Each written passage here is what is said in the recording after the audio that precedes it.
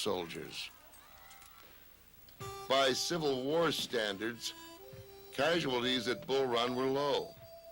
Of the 15,000 men McDowell had been able to swing into battle, some 500 were dead, 1,000 wounded, and 1,200 captured. The Confederates, on the other hand, lost 350 soldiers and had some 1,500 wounded from the 35,000 men they fielded against the North. The poor training and organization of both armies at this, the first Battle of Bull Run, made a later German strategist sick. He said he saw no point in having his students study the Civil War, since it had been fought by armed mobs, not soldiers. At Bull Run, that was true. After Bull Run, several months passed without any real combat. The South consolidated its position in northern Virginia. In the North, Union forces came to the realization that the war would take more than 90 days, and Lincoln set about replacing the defeated McDowell. His choice was Major General John B. McClellan, a young West Pointer who had fought at First Bull Run.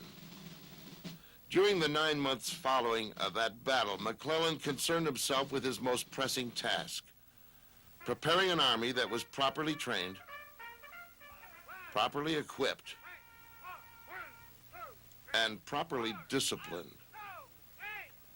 The reality of Confederate strength and determination had been made clear at Bull Run, and McClellan needed to raise an army that could fight. Although he moved slowly, McClellan's care and attention impressed the president, and by November 1861, he'd been appointed General-in-Chief of all Union armies. In early 1862, McClellan's forces on the northern Mississippi swung into action. Confederate strongholds at Forts Henry and Donelson fell to the Union after one of its little-known soldiers, a certain Ulysses S. Grant, demanded and got an unconditional surrender from Confederate General Simon Buckner. Grant's victory was spectacular, making Nashville unoccupiable for the Confederates. Grant followed this up with another victory in the Battle of Shiloh, when the Confederates attempted to regain the upper hand in Tennessee, but were repulsed by Grant.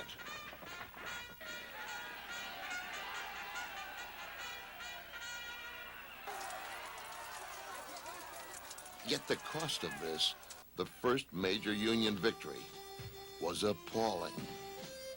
Out of 55,000 Union troops, 13,000 were dead. Of the Confederates' 42,000 soldiers, 11,000 were dead. It was the first battle of the Civil War where the carnage appalled even battle-hardened soldiers. It was not to be the last. Ulysses S. Grant was an unlikely hero.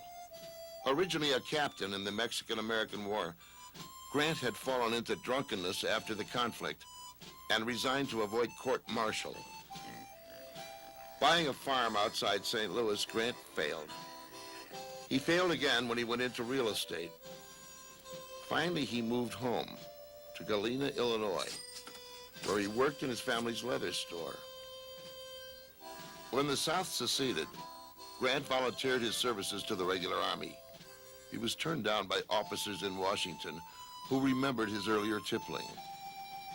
Fortunately for the Union, Grant was undaunted, and he quickly secured himself a commission in the Illinois State Militia. The rest is history. Grant's critics and rivals whispered maliciously in Lincoln's ear, but that great statesman was unmoved by the vicious accusations that Grant was an unchanged man. To suggestions that Grant should be removed, Lincoln answered, "I can't spare this man. He fights." Later, when control of the Union armies was handed over to Ulysses S. Grant, temperance advocates closely linked to the abolitionist movement demanded Lincoln remove Grant. "I wish I knew what he drank," Lincoln is reported to have replied. "I'd give a bottle of it to every one of my generals." For in 1862, while Grant was destroying Confederate forces in the West, the Union Army of the Potomac, under the command of General McClellan, was faring very poorly indeed in the symbolic East against the Confederate Army of Northern Virginia, under the command of General Robert E. Lee.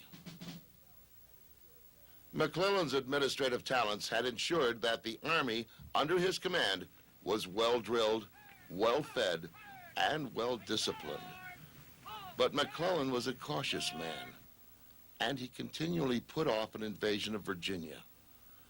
This so infuriated Lincoln, who at the time was under tremendous pressure from the public to go forward to Richmond, that he stripped McClellan of command of all Union armies and told him to go into Virginia with his Army of the Potomac.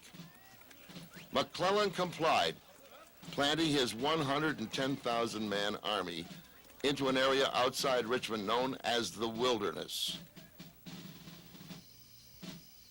But instead of leapfrogging over small detachments of resistance and pressing on to the Confederate capital, the careful general concentrated on mopping up operations, laying siege to Yorktown and its small contingent of Confederate soldiers.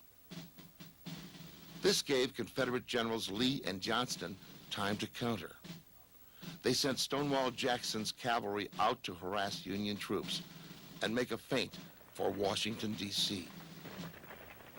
The move had its intended effect, sending 50,000 Union troops scurrying to the defense of Washington and seriously depleting McClellan's strength.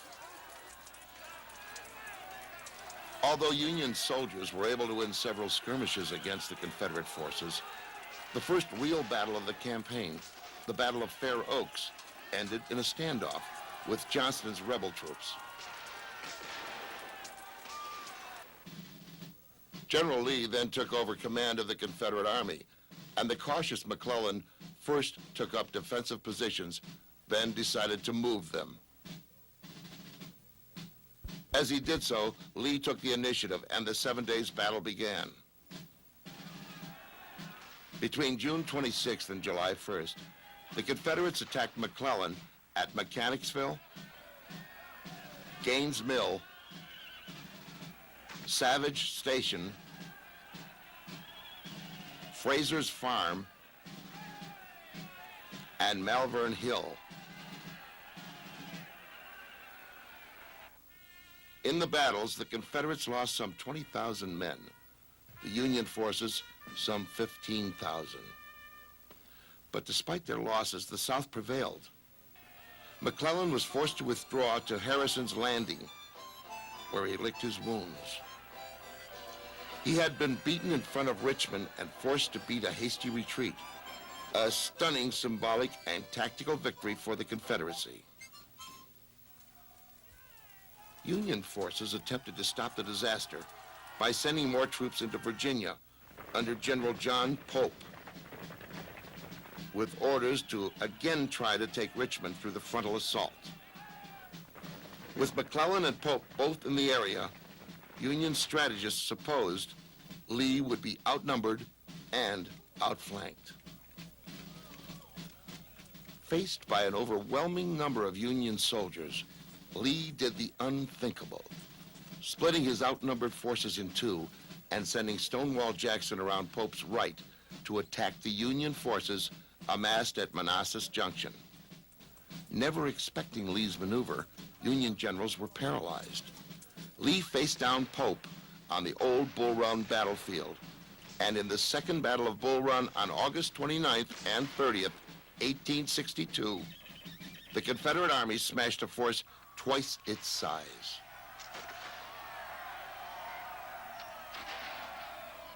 Lincoln quickly restored McClellan to his post as commander of all Union forces, as Lee followed up on his victory at Bull Run with a crossing of the Potomac near Antietam Creek.